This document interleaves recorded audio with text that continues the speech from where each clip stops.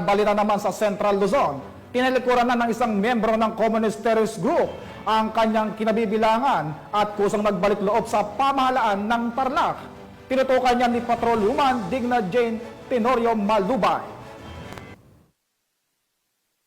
Voluntaryong nagbalik loob sa pamahalaan ang isang miyembro ng Communist Terrorist Group sa 1st Provincial Mobile Force Company, Tarlac PNP sa Barangay San Vicente, Tarlac City. Kinilala ang sumuko na si alias Renyo, 41 taong gulang, magsasaka, may asawa at residente ng Barangay Sula, San Jose, Tarlac. Siya ay dating miyembro ng Communist Terrorist Group, Red Fighter ng KLG Tarzam. Ang pagbabalik loob ay resulta ng PNP na pagsasanib pwersa ng iba't ibang unit ng pulisya na pinangungunahan ni Police Lieutenant Colonel Ronald Cayago, First Commander ng 1st Provincial Mobile Force Company, Tarlac PPO, katuwang ang Tarlac City Police Station, San Jose MPS, PIGMO, PIO Tarlac PPO, 34th MCRMFB3 at 71st IBTA.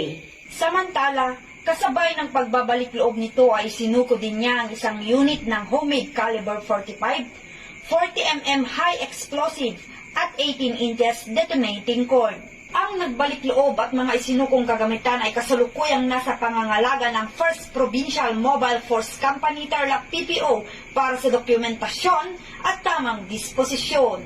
Ang pambansang pulisya sa pamumuno ni Chief PNP ay patuloy na hinihikayat ang mga natitira pang miyembro at taga-suporta ng Communist Terrorist Group na magbalik loob sa pamahalaan at samantalahin ang programa nitong ECLIP o Enhanced Comprehensive Local Integration Program tungo sa isang bagong Pilipinas. Mula dito sa probinsya ng Tarlac, ako ang inyong PNN correspondent, Patrolwoman Digna Jane Tenorio Malubay, alagad ng batas, tagataguyod ng balitang pulis.